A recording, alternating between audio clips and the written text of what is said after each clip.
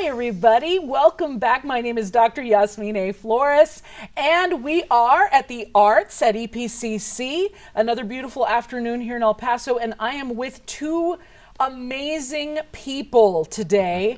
Two of my favorite people. As I've mentioned, I have favorites, right? So I am here with, first of all, Mr. Billy Towns. Hello. Hello. Good to be back. I know. Yeah, we just taped about a month ago, and so it's good to have you back. And with him is his twin, Mr. Daniel Becker. Yes. Hi. Hello. Good to be here. Thanks for having me. Absolutely, of course. So Daniel, let me tell you, Daniel is the pillar that holds up the department. Without Daniel, I would die. Well, we don't want that. No, We're not going to let that happen. Okay, good. Yes, we all need Daniel in our lives. He is the lab assistant, and that is such a generic title for everything that Daniel does. It's like mainly the recording stuff, mainly equipment recording, and with music, it's like, wow, there's so much stuff to carry, so much stuff to drag around, and of course mics, which I know nothing about. And so thank you so much to both of you for being here today. Thanks for having us. Let's talk a little bit today about music technology. So we talked a little bit previously, and this is also known as electronic music, by the way. So electronic music, what is electronic music? Let's explain it to everybody at home. Well, but basically, electronic music, you are creating and generating music using our technology that we have within computers. And you can record, we can use computers to generate the sounds, and basically our DNA is MIDI, by MIDI technology. MIDI technology is generating the sound and creating all the information to where we can create sequences of notes. Yes. Right down to creating sequences of notes to create, as a result, music that we can go on layers, creating layers of sounds, layers of music, layers of tracks. So using software, we have software. Our software of choice is Logic. Okay. And our platform of choice is the Mac platform, even though people can do this on both a PC platform and a Mac platform.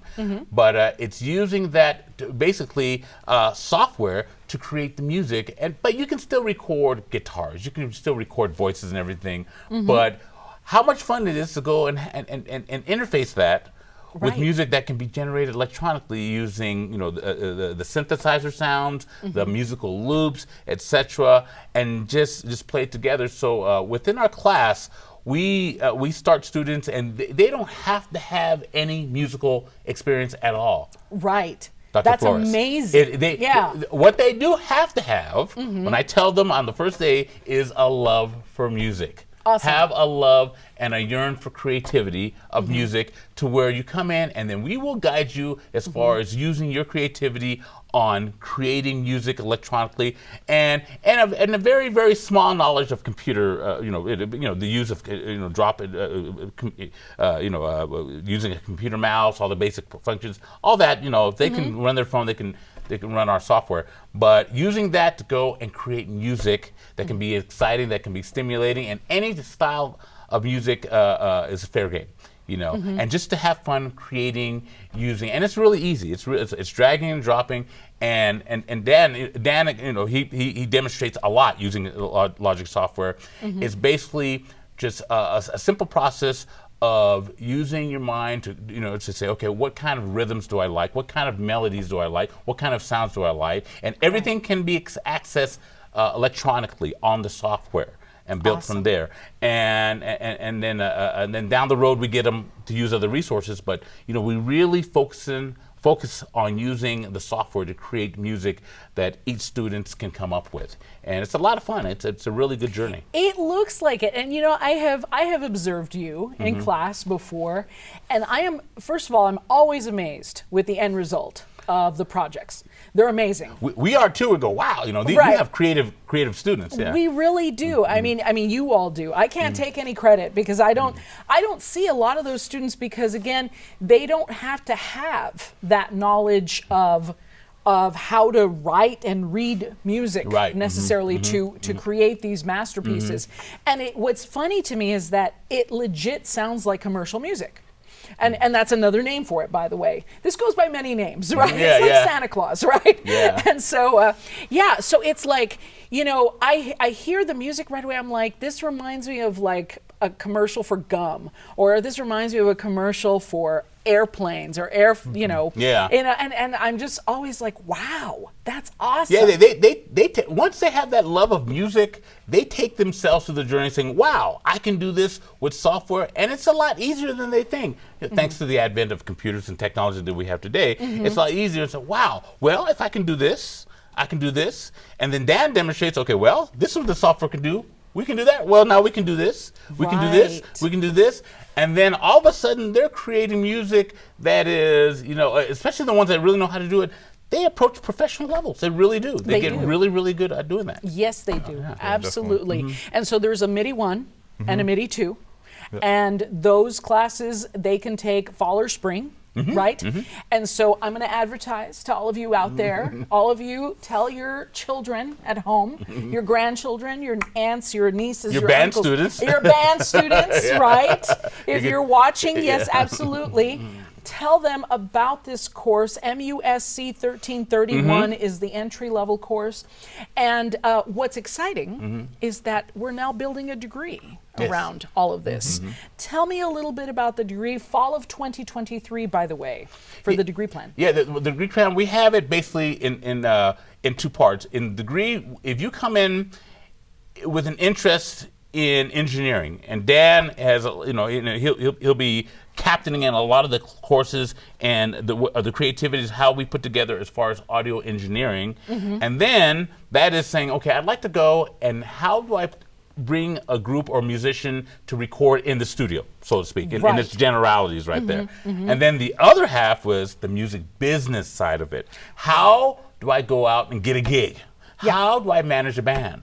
How do I promote myself? As far as the business aspects of it, so you would be taken to a 2-year course, or in a four semester, right? A four semester course on getting an associate's of learning those two parts of music technology and music business, as far as getting an AS, applied associate's degree in business, and also in audio engineering and music technology on doing that. And we're hoping to implement this Fall of 23. Fall of 2023. Yes. On doing this, and we are patterning it off of some colleges that we've seen across the United States, but we're adding our own little twist as far as, okay, what do we like here in the Southwest? What do we need here business-wise? How do we go and really manage ourselves in the music? And how do we go with the equipment to record ourselves? And what do we need? What's the software, the information we need to record ourselves to get to where we'd like to go? And then from there, of course, they complete their bachelor's, or we can give them a certificate. And some of them can already go and start working in studios, or start managing groups, or start working in the business and everything. But we're very excited about how we are initiating these programs at EPCC. Absolutely. Yeah, I think it's going to be such an amazing program. And so they have 2 tracks, as you just described. They pick a track, right? And then they follow that. They finish their 2 years with us. What are they expecting to know by the end? Well, at least on the engineering part, some really basics on working in a music studio, recording. It could also be in broadcasting, but I think our main aim is kind of more into recording studios kind of thing, being able to just go to work into a studio, whether it's starting an internship, which we are trying to include in the degree plan, would be to get the students an internship to start working at least a little bit in a studio. So that's the main goal. And then also to either be a music publisher, music manager, own a record label like Mr. Towns does as well. Oh, nice. That's right. So, yes. Shaders. Yes, exactly. And now film. Oh, that's right. Shade Yeah. films too. Yeah, so there's lots of options, and I think it's really about just preparing the students for whatever it could be. Because a lot of times nowadays you wear a lot of hats in this industry. So Oh, absolutely. be prepared for anything, Yeah. And so more and more people are basically doing a lot of this stuff out of their own basement. Yeah. Right? And so essentially, with this 2-year degree, I mean, literally, just from the music that is being produced in the 1 semester that I've heard, I think after 4 semesters, that you could legit produce music. And so how does this, And I always tell my students that there's always two parts to any career. One is the knowledge, right? The other is the connections. Yeah.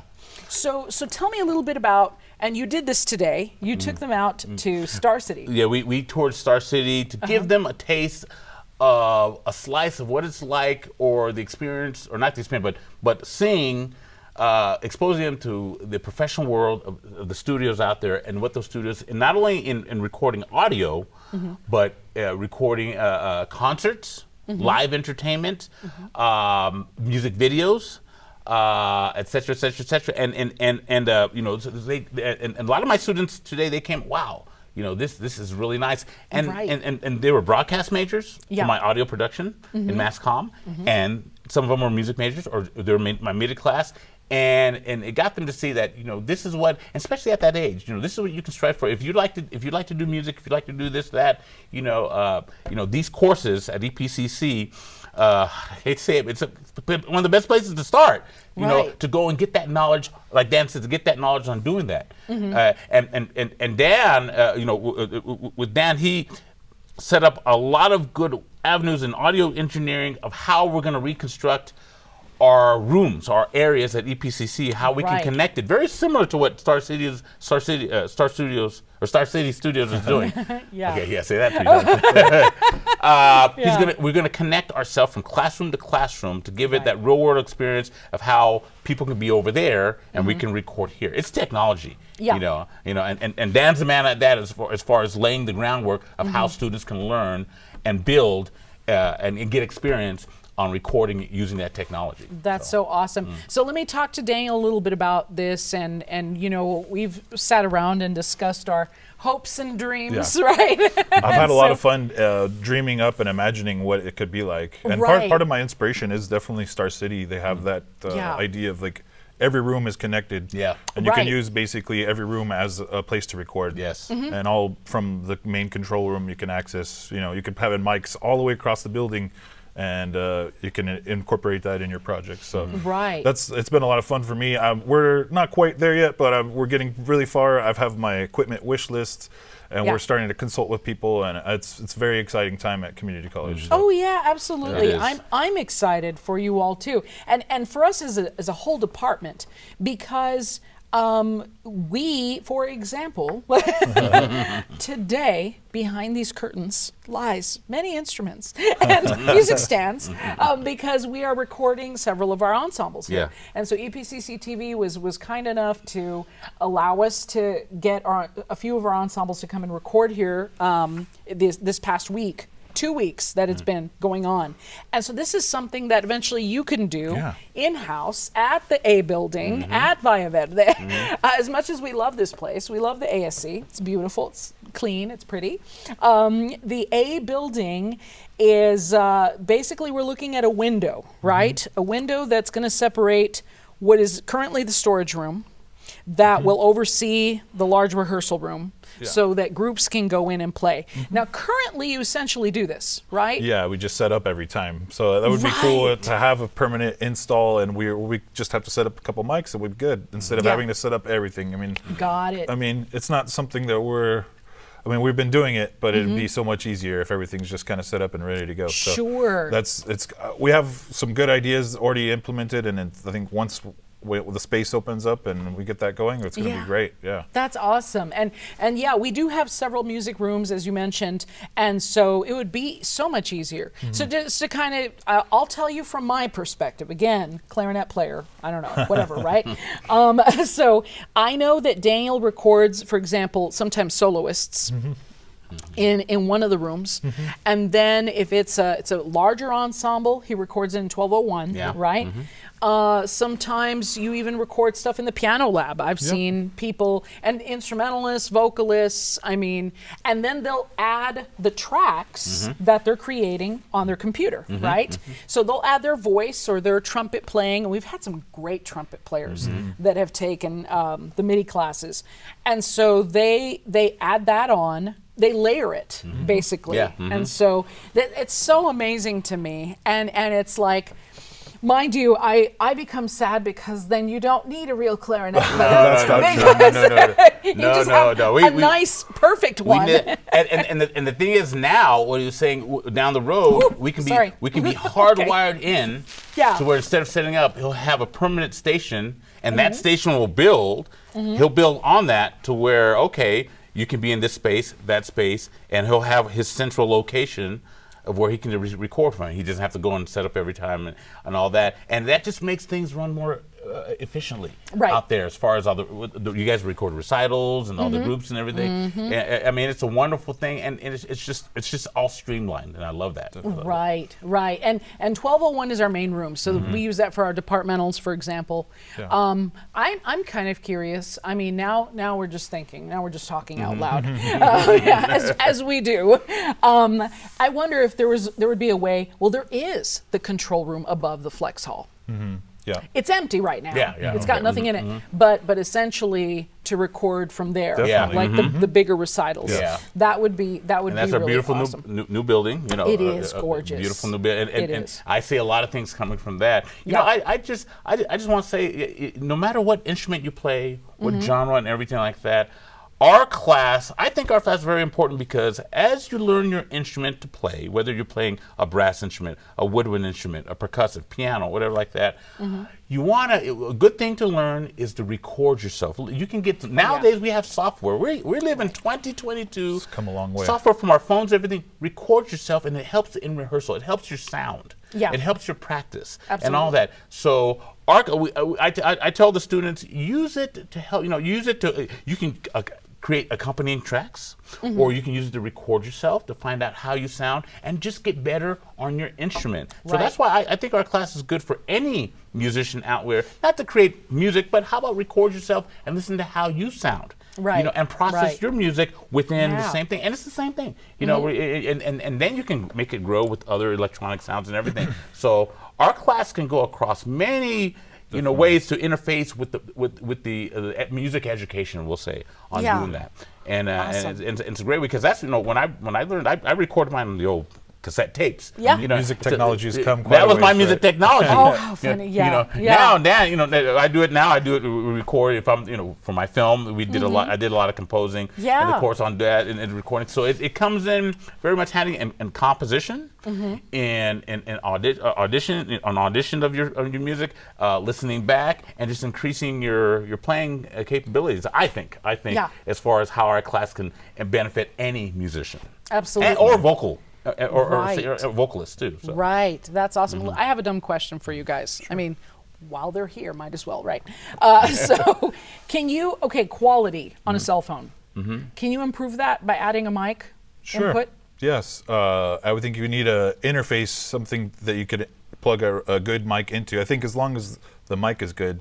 Nowadays, the digital mediums that we record with are pretty much, they all are really good. So as long as you have something you could plug real microphone into and then into your phone, you could record very good quality. Because your microphones, your phones are now MIDI computers. They're basically computers at this MIDI point. computers. And you can set it up to have record at good quality. Yeah. That's awesome. Probably not to the scale of a bunch of inputs that we are with computers at this point. There's a way. Nowadays, phones can even go up to a terabyte of space, so it is possible. Oh my goodness. It's just maybe not as practical. In a recording studio. But yeah, the tools for recording and music have come so far. It's basically like democratized the tools of creativity. So now the stuff that we have in our class, 10, 15 years ago would have been, ridiculously expensive, out of reach. Of course. And now it's kind of like we're kind of pushing back those obstacles, and the kids really the only thing is their creativity. Yeah. That's the thing that, TikTok. I mean, that's how TikTok took off, and Instagram and Facebook and all these things. And on the film side, now we use our phones to make really good films. Even the big boys in Hollywood, they're using the phones. Wow. Your phone that you buy, my expensive goodness. phones, but still. Yeah. But the phones, with all the multiple cameras, you can get it good. So definitely, like Dan says, you can, if you know how to set it up right, you can get a good recording onto your phone because it's just a computer. And the same thing with your phone. If you know how to shoot it right, you can get a very, and I'm sure these cameramen know too, that you can get a very good shot from your phone. You know, depending on how you do it and produce it. And it's just technology. And that's why our class is so important, to learn and kind of get familiar with this technology that we have and build with it. Because over the 12 years I've been at EPCC, the software has increased. Daniel has increased our platforms. You know, we went from PCs to Macs and everything. I learned Mac because of my class. I really did, because I'm a PC user at home, but at EPCC I'm using Macs, and I'm getting very comfortable using it, and it's all the same thing. But still, it's good to grow with the technology, and that's how we do it. You know, within our classroom. That's why you have learning your instrument, learning your theory, learning this, and you know what? The technology can help you on that. Right. Right. Definitely. It's some of the technology I'm trying my best to hang on, and I have a couple of colleagues in the department that do make fun of my little Android phone, but you run the social media for our music department very well. Yes. Okay. Thank you. I appreciate it. Yeah, but I know for quality. Sometimes I'll go and bug Daniel for a picture or something, because the iPhone, it will very cleanly and very beautifully take. That's one thing they do have very good cameras on those very things, good cameras. And they keep on getting better and better and better. So. No, I know, and the price tag keeps going up. Up and up and up. I know. So, but now you can trade in your old phone for a very new one. Right? I know. Yeah, exactly. So now. Talk to me about, very briefly, how you all got into this. You were a pianist, and you were recording yourself, as you mentioned, on cassettes. Ooh, Yasmin. Okay, I'm gonna make it very brief. Okay. It can go deep here. Okay, but basically, I loved recording and films. As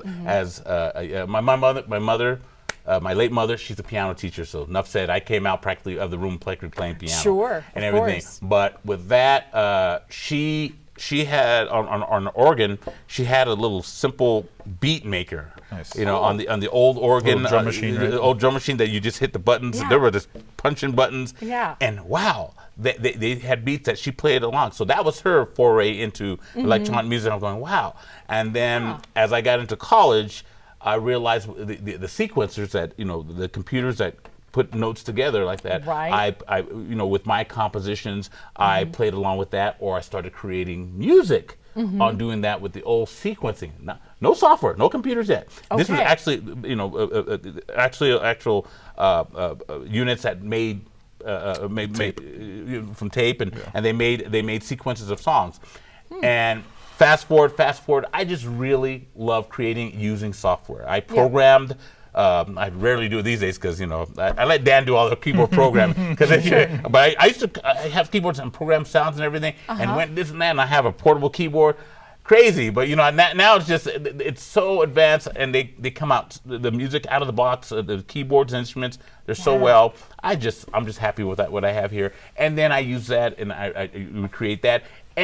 But still staying on top of the software, of course, that come out, and learning and how to use it with my music, and of course the film and everything. That's why I did it, and thank you to Armin Harrison. He invited me to come down and share the knowledge with the students here, and I said, all right, 12 years ago. Sure. And after that, I loved it. Once I saw what was going on in EPCC and how the students were reacting to it, I met Dan and everything. I said, wow, this is really cool, And here we are, 12 years later, trying to now get an AS degree on this stuff. So it's been a wonderful journey, and it continues to be so. Yeah, and so Daniel, how did you? Speaking of Mr. Harrison, I actually got into electronic music because he was the teacher of electronic music, how about and I that? took this class in about 2001. Oh my goodness! So it's come full circle, and that's how I really got into making. I mean, I had also a few tape machines and played around with it here. Also, my mom was a piano teacher as well. Oh, how about that? So I've had that, love of music my whole life, but actually EPCC is the reason why I got into electronic music. So, how about that? That's Full such a circle. wonderful story. Yeah. Yeah, and so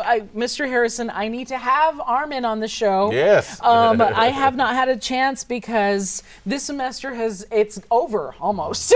We're just like, It goes by like I know, that, I'm still waiting for February. Yeah.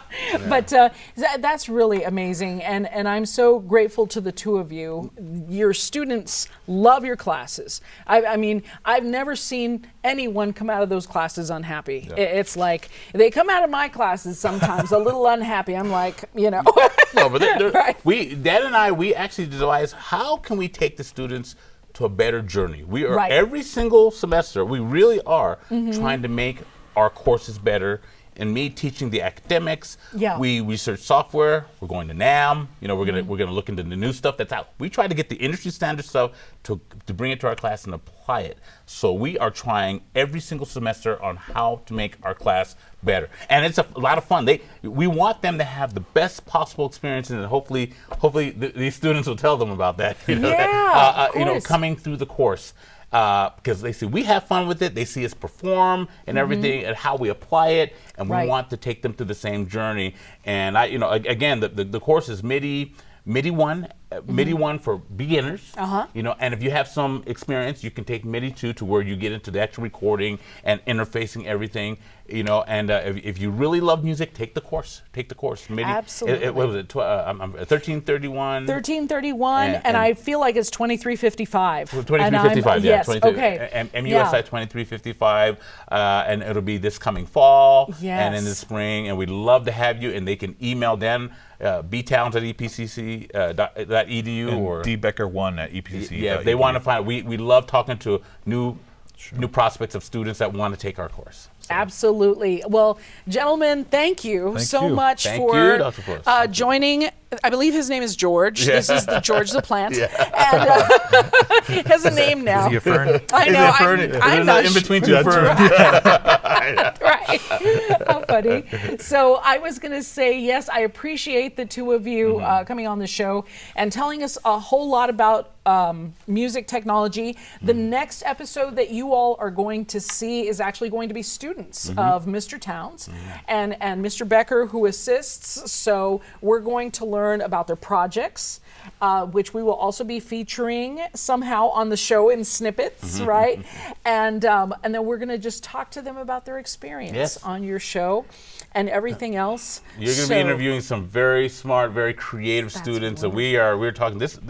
Our classes get better. These are some of our finest students yet at EPCC. We're very proud. Yeah. Absolutely. And so it's a lot of fun, and we thank you for doing this for us and our students. Thank you for all the support you give us. Oh, yes, absolutely. Yes, and I can't give you, I would like to start an Instagram page for this show. And right now I'm already handling a couple of Instagram pages. And so I'm like, let's add one more. Yeah. So I think we do need to do that so that we can feature your students even more. Yes. Because we do our best to add them to commercials and so forth within the music department. So gentlemen, thank you. Thank you. Yes, and we will see you hopefully in the next year again. Yes. Sounds good. Okay, wonderful. Thanks, everybody. Thanks for joining us. Bye. Take care. Bye-bye.